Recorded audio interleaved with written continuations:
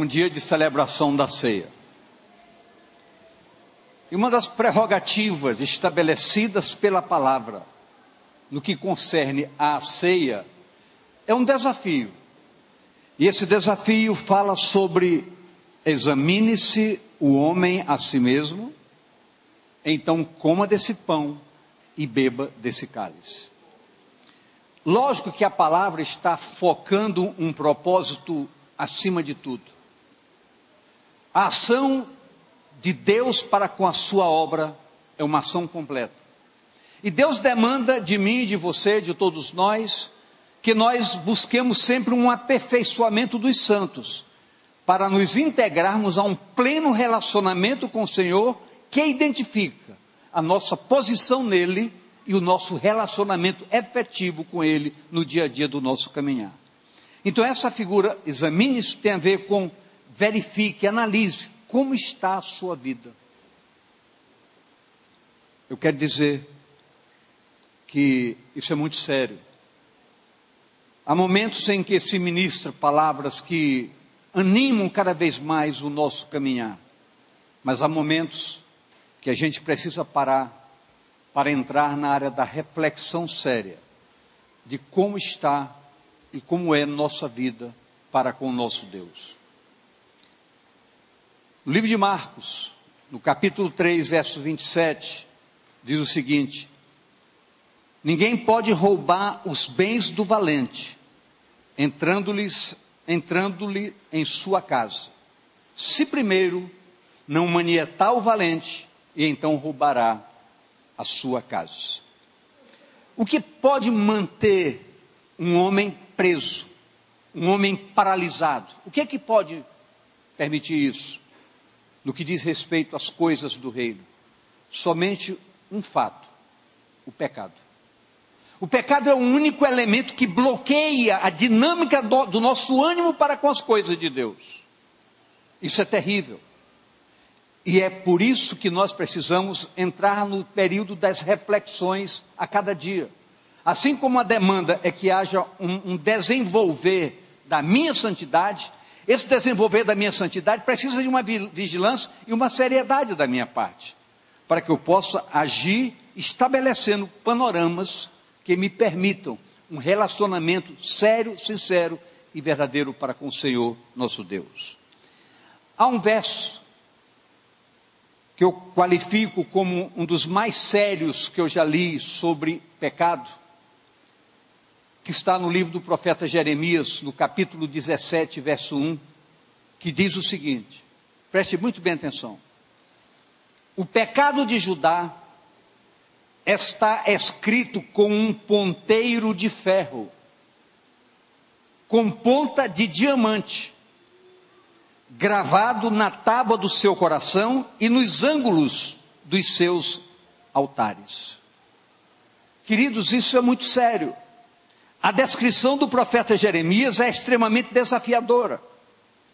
A expiação propiciada por Deus para conosco é plena, é absoluta, é íntegra. Isso precisa ser radicalmente entendido por todos nós. Eu pergunto a você,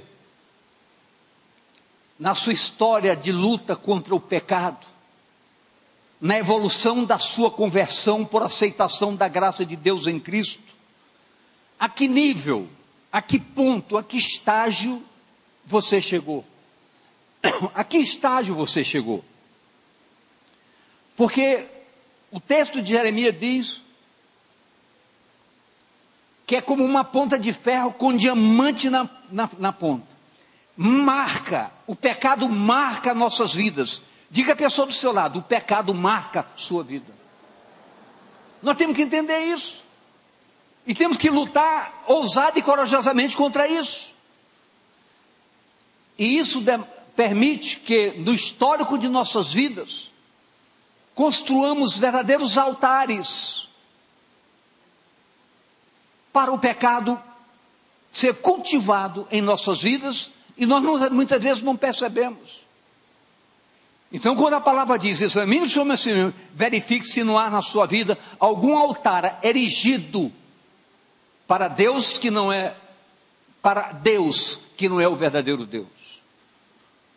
Altares das razões, altares dos direitos, altares das vontades, do querer, do agir, do pensar, do satisfazer a minha vontade. Quando a minha vontade está em jogo, mesmo em função do próprio pecado, eu não olho para ninguém, eu olho para a minha satisfação. Isso é algo terrivelmente prejudicial para as nossas vidas e para o nosso relacionamento com Deus. Então é por isso que neste dia de ceia, nós somos desafiados a fazermos revisões muito sérias. Deixa eu dizer algo para você. Muitas pessoas pensam que o pastor é um intocável. O pastor está acima de qualquer coisa. Eu quero dizer que as nossas tentações são muitas vezes muito piores do que as das ovelhas. Porque o inimigo sabe que derrubou um líder, derruba muitas pessoas com esse líder. Então é preciso entender, e eu entendi isso, tanto é que recentemente eu chamei minha família e disse para a minha família: eu estou fazendo alguns ajustes na minha vida. Eu estou ajustando algumas coisas na minha vida para que o meu relacionamento com Deus possa ser aperfeiçoado. E muitas vezes o marido, por uma besteirinha, qualquer besteirinha, tem intrigas no lar. Eu chamei minha esposa e disse: de hoje em diante, nós vamos controlar qualquer tipo de intriga, vamos transformar nossas intrigas em virtudes, em aperfeiçoamento, em melhora do nosso relacionamento. Eu acredito, queridos, que nós somos chamados a um entendimento. Deus está acima dos nossos próprios problemas. A sua soberania é tão poderosa que extrapola todos os nossos limites. Daí a necessidade de nós aperfeiçoarmos o nosso relacionamento com Ele, porque a proporção que aperfeiçoamos esse relacionamento, Deus nos culmina com bênçãos sobrenaturais e sem medidas para aperfeiçoar a nossa caminhada e permitir que possamos glorificá-lo através do nosso viver. Uma das coisas que é muito importante para nós entendermos é que Deus seja glorificado através das nossas vidas. Eu queria que você olhasse para você e entendesse isso. Que Deus seja glorificado através da sua vida e do seu viver. Todos nós sabemos que o propósito de Deus para conosco é um propósito de bem. A palavra de Deus qualifica isso.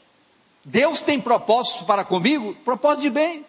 Se você olhar para você, talvez você não seja bem tratado nem na sua casa, nem no seu trabalho, mas a palavra de Deus diz que Deus tem prazer no seu bem.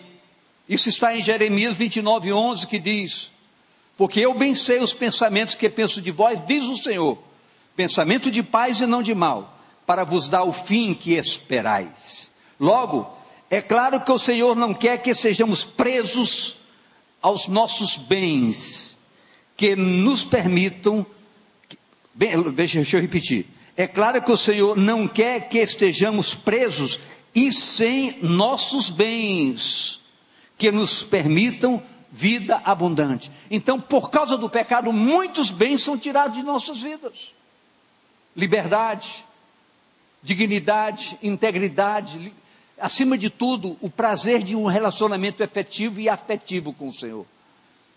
São bens tirados, mas Deus é tão generoso, que Ele diz: eu quero que você se aperfeiçoe de tal maneira, destruindo todo o altar que foi erigido na sua vida, nutrindo a ação pecaminosa, para que eu possa restituir os vossos bens, e permitir que os vossos bens sejam agentes de vida abundante para vocês.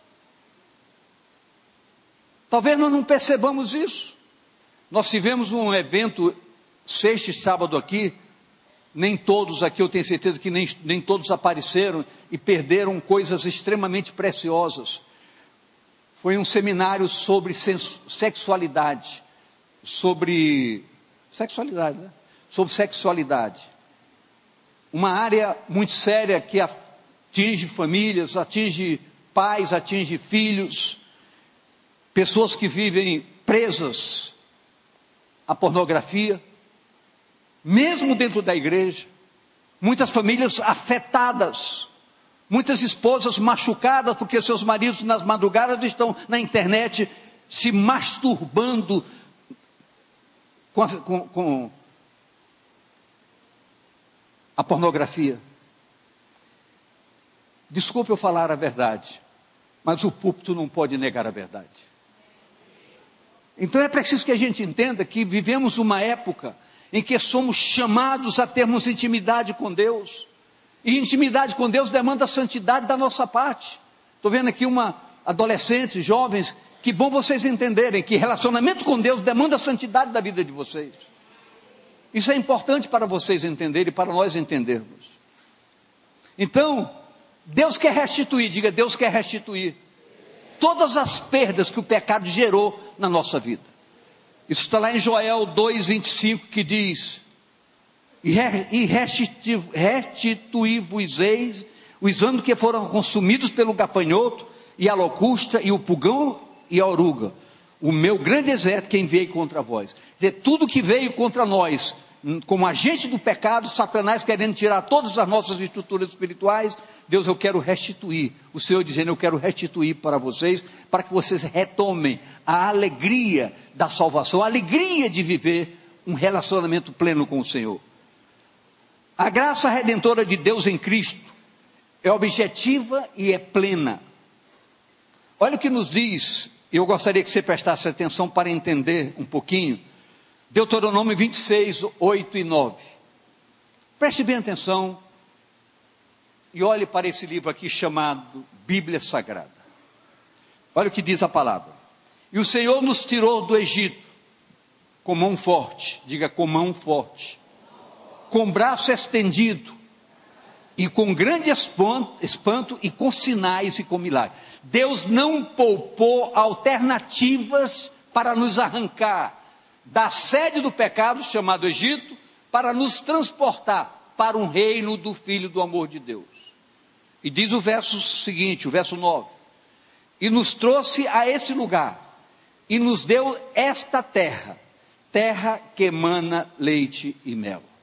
Queridos, analisando direitinho, pensando nesta terra que emana leite e mel, eu pude focar de maneira muito clara, que o manusear e o viver a essência dessa palavra é caminhar numa terra que emana leite e mel.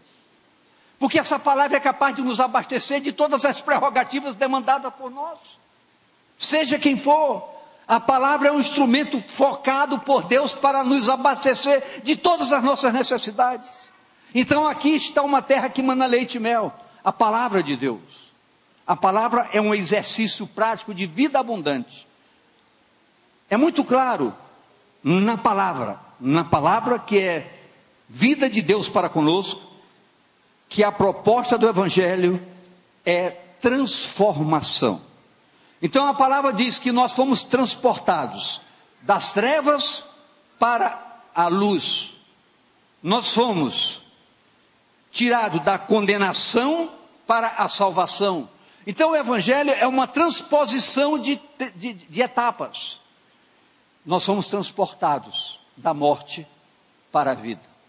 Então o Evangelho é uma proposta muito séria, muito animadora, muito convidativa, mas há os confrontos, os desafios, o pecado batendo em nossa porta, as satisfações aí demandando a nossa participação.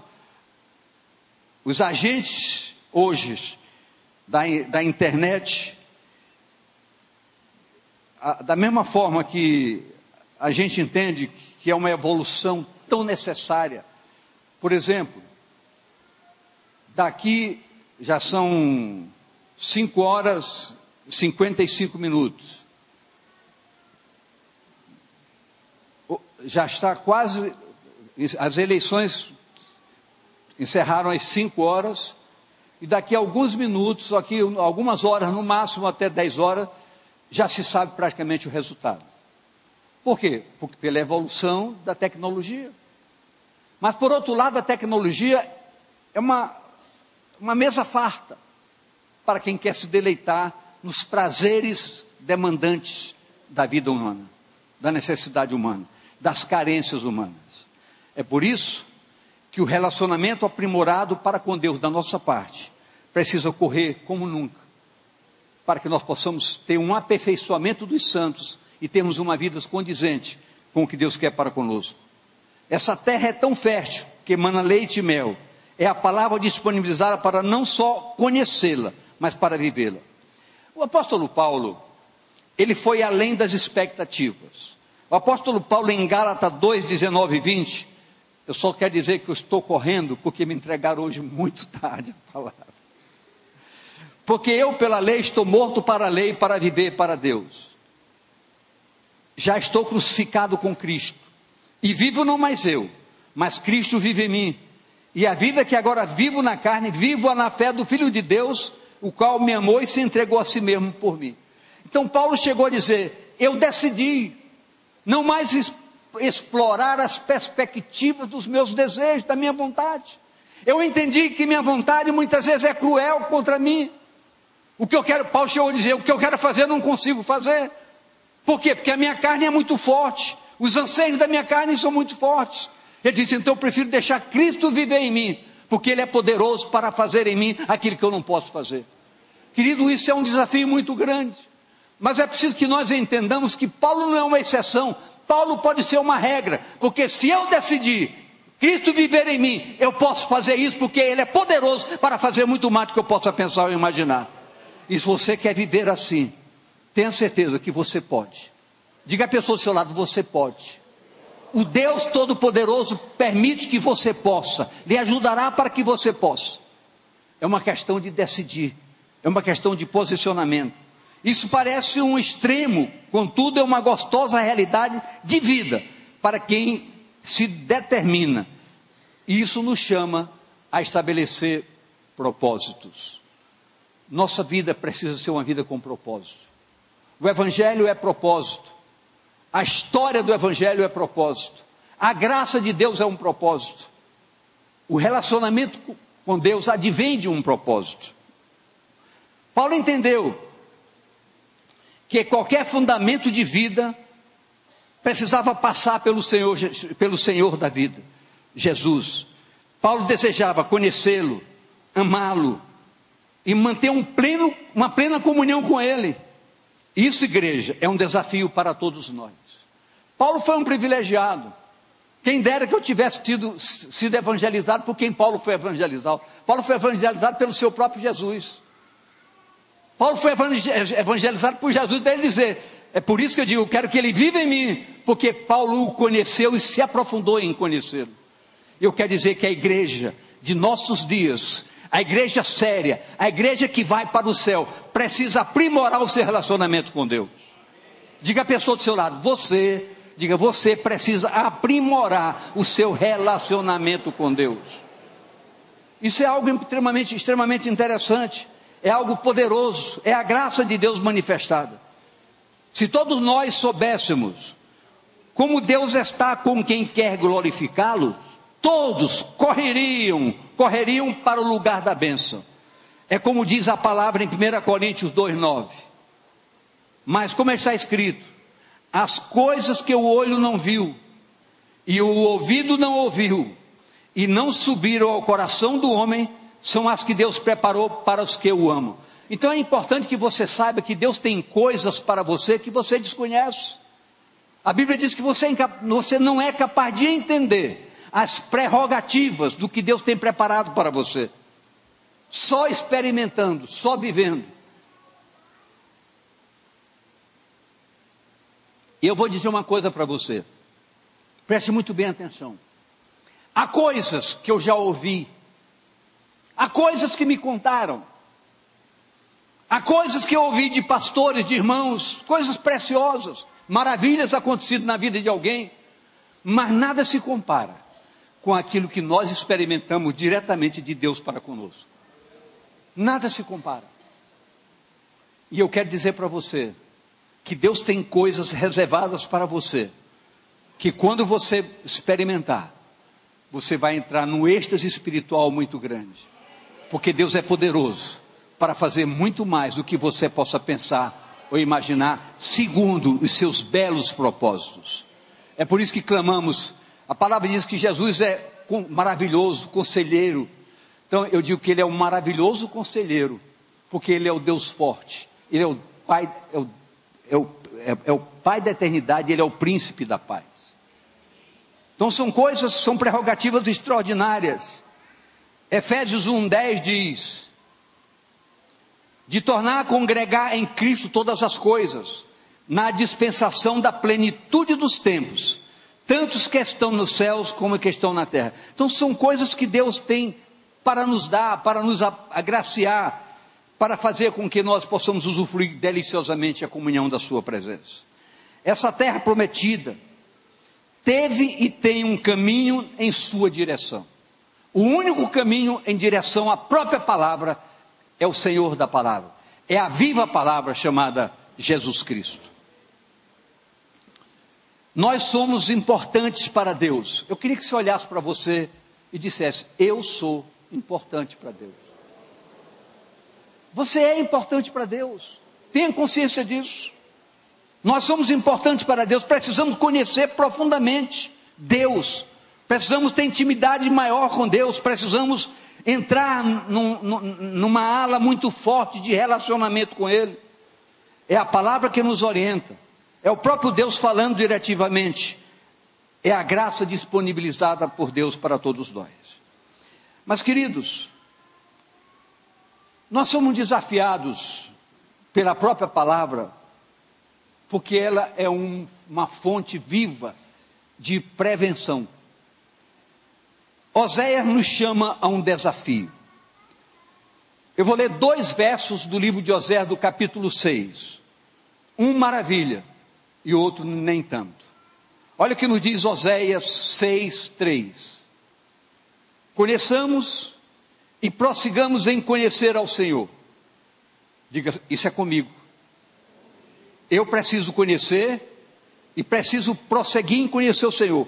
Como a alva será a sua saída, e Ele a nós virá como a chuva seródia que rega a terra. Então isso é o quê? Um desafio muito interessante, nos chamando a um compromisso. Conheçamos, avancemos, prossigamos, vamos intensificar o nosso conhecimento do Senhor, porque Ele vai vir, Ele vai voltar, isso é maravilhoso para nós estarmos preparados. Ok. Agora o verso seguinte, verso 6:4, diz: que te farei, ó Efraim? Que te farei, ó Judá?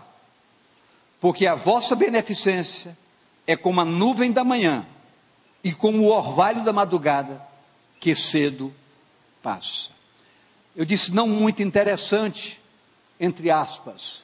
Na realidade, esta palavra está dizendo, o profeta estava lamentando que as benesses da graça de Deus manifestada ao povo, todas as promessas, o povo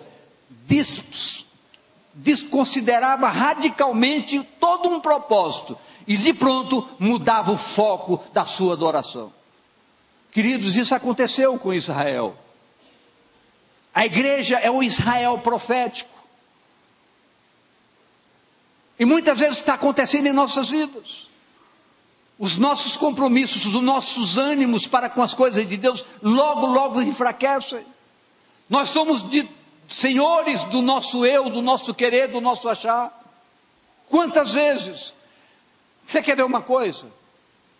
Quem esteve aqui nesse evento de sexta e sábado?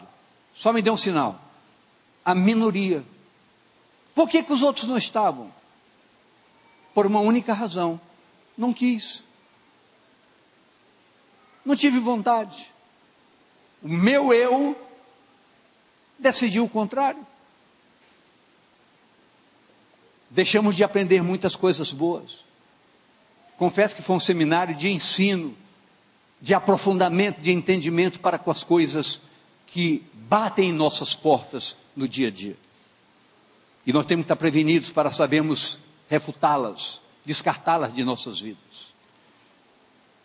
Amém, queridos? Então, essa palavra é frustrante, porque diz que o povo desistiu, o povo desiste fácil. Eu quero dizer, você não desista, aprimore o seu relacionamento com Deus. Se tem algum altar que precisa ser derrubado, pecaminoso da sua vida, corra, faça isso agora, enquanto é tempo. O tempo corre, o tempo urge, o fim se aproxima, e nós temos que estar preparados para coisas melhores e coisas maiores. A proposta divina é consolidar o propósito da palavra, e a palavra de Deus tem propósitos supridores em todos os aspectos. Olha o que nos diz o Salmo 65, 9 e 10. Deus dizendo, está aqui tudo que vocês precisam. Tu visitas a terra e a refrescas. Tu a enriqueces grandemente com o rio de Deus, que está cheio de água. Tu lhe dás o trigo quando assim a tens preparado. Tu enches de água os seus sulcos, regulando a sua altura. Tu a amoleces com a muita chuva. Tu abençoas as suas novidades. Então Deus é supridor, pastor Elton. Deus é supridor radicalmente. Então nós temos que entender que Deus, tudo que precisamos, Ele disponibiliza. É só querermos. Mas o importante é que haja um propósito, é que haja uma determinação, uma intensidade de propósitos em nossas vidas. É a fundamentação de uma confiança segura no Senhor e na sua palavra. Nada pode nos tirar da rota correta. Olhe para você. Agora não olhe para a pessoa do seu lado, olhe para você. Isso pode lhe pertencer em plenitude. O importante é que você saiba que o caminho do desafio para todos nós, jovens e adolescentes e adultos, é um caminho longo, tem obstáculos, tem atrações, porque ele é longo. Porque as coisas não acontecem segundo a nossa vontade, segundo a vontade do Senhor. Tem obstáculos porque, quando o povo saiu da terra do Egito para chegar na terra da promessa, teve que passar pelo Mar Vermelho, pelo Jordão, por tantos inimigos, por tantos adversários, por tantas lutas, por tantas guerras, por tantos confrontos. E tem atrações, o mundo tem atrações. Tanto é que a grande maioria está presa nas atrações deste mundo. Contudo, eu quero lembrar a essa igreja desta tarde e noite, que o Senhor nosso Deus, quando focados na verdade, Ele é coluna de fogo à noite, mas é nuvem durante o dia. É uma presença guiadora, orientadora, capacitadora para nos fazer alcançar a chegada no local da bênção. Tudo depende rigorosamente das nossas escolhas. Então eu gostaria que você dissesse com você mesmo, tudo depende das minhas escolhas. São as minhas escolhas que vão decidir o que eu quero. São as minhas escolhas que vão decidir a operação de Deus na minha vida.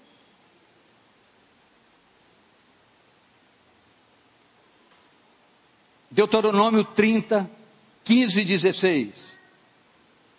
Vês aqui, hoje te tenho proposto a vida e o bem, a morte e o mal. Portanto, te ordeno hoje que ames o Senhor teu Deus, que ande nos seus caminhos e que guarde os seus mandamentos e os seus estatutos e os seus juízos, para que vivas e te multipliques, e o Senhor teu Deus te abençoe na terra a qual passas a possuir. Então, queridos, a fidelidade, a sinceridade, a retidão de Deus é tamanha, que Deus chega para dizer, para eu ouvir, para você ouvir, eis que eu proponho para você, vida ou morte, bem ou mal. É Deus dizendo, escolha, você tem toda a liberdade, não é uma imposição, é uma sugestão. Então Deus faz uma sugestão, objetivando dizer, assim sendo, eu culminarei vocês com toda sorte de bênçãos espirituais nas regiões celestiais em Cristo Jesus. Então é uma proposta que não é feita pela ministração desta tarde, mas é uma proposta que é feita pelo lugar que mana leite e mel, a palavra de Deus. Acreditamos ser uma escolha inteligente. Só precisa decidir. Então, por favor, diga: eu só preciso decidir. Fazer ajustes, fazer reparos, fazer adequações na nossa caminhada, sem olhar para trás. Avançar, como disse o apóstolo Paulo, prosseguindo para o alvo, para o prêmio da soberana vocação de Deus em Cristo. Caminhar na terra que emana leite e mel é fazer a boa parte, é escolher o melhor. Temos tudo disponibilizado, é só querermos. E eu gostaria de encerrar dizendo que nesta tarde de ceia, não se proponha, por hipótese alguma, simplesmente a participar de mais uma ceia. Se proponha nesta tarde com muita inteligência, com muita graça, entender que a sua determinação em fazer reparos ativos na sua vida pode demandar atitudes radicais, decisões radicais, pode demandar uma atuação mais forte da sua parte em focar no seu caminhar algo diferenciado. Dizer: tem um altar na minha vida que eu gosto, faz parte da minha estrutura, eu já me acostumei com ele, mas eu preciso derrubá-lo e erigir um novo altar, o altar da santidade plena. É por isso que na ceia desta tarde e noite, ela diz para você: examine-se, então coma do pão e beba do vinho, para que a sua história não seja somatória de mais uma ceia, mas seja a ceia do Senhor para a sua vida. Eu posso ouvir amém da sua parte? Quem vai participar da ceia nesta tarde? Dê um sinal. A grande maioria. Então pense nisso, examine-se, verifique se há algum altar que precisa ser destruído na sua vida, para que você possa erigir um altar diferenciado, se tornar um adorador, colocando Deus no patamar da soberania sobre sua vida, e você caminhar debaixo da tutela, da graça de Deus e do seu Cristo. Encerrando de pé, 2 Pedro 1, 3 e 4, só para você ler comigo. Visto como no seu divino poder, nos deu tudo que diz respeito à vida e piedade, pelo conhecimento daquele que nos chamou por sua glória e virtude, pelas quais ele nos tem dado grandíssimas e preciosas promessas, para que por elas fiqueis participantes da natureza divina, havendo escapado da corrupção que pela concupiscência há no mundo. Então Deus nos chama agora a uma decisão muito séria. Pai, que a tua palavra seja um bálsamo de alegria para cada coração. Que nós possamos vivenciar nesta tarde o entendimento. Aquilo que vai permitir, Pai, que possamos mudar, transformar o nosso entendimento. Que o nosso entendimento se renove, para que possamos experimentar qual seja a boa, perfeita e agradável vontade do Senhor para com as nossas vidas. Queremos extrapolar os limites da mesmice, do continuismo religioso. Queremos adentrar num recinto da graça plena de Deus em Cristo, para que sejamos molhados, sejamos abastecidos, nutridos de toda sorte de bênçãos, através das quais possamos otimizar o nosso caminhar, o nosso relacionamento, nossas ações e atitudes para com as coisas do teu reino. Que o Senhor venha nos abençoar nesta tarde, Pai. Derramar uma ação sobrenatural de bênçãos, através das quais todos sejam tocados, molhados por essa água preciosa, tocados pela essência de uma unção de vida. E assim o Senhor nos abençoe, nos fortaleça. Seja uma tarde em que possamos receber muita paz, muita saúde, muita alegria, muita felicidade. E que todo esse desafio não mexa, não entristeça o nosso ânimo. Pelo contrário, reforce o nosso propósito de, como o apóstolo Paulo falou, não queremos viver mais, mas queremos que Cristo viva em nós. E a vida que queremos viver, seja para a honra, para a glória, para louvor e para a exaltação do seu santo nome. Nós oramos e abençoamos a sua vida, em o nome do Senhor Jesus. Amém e amém.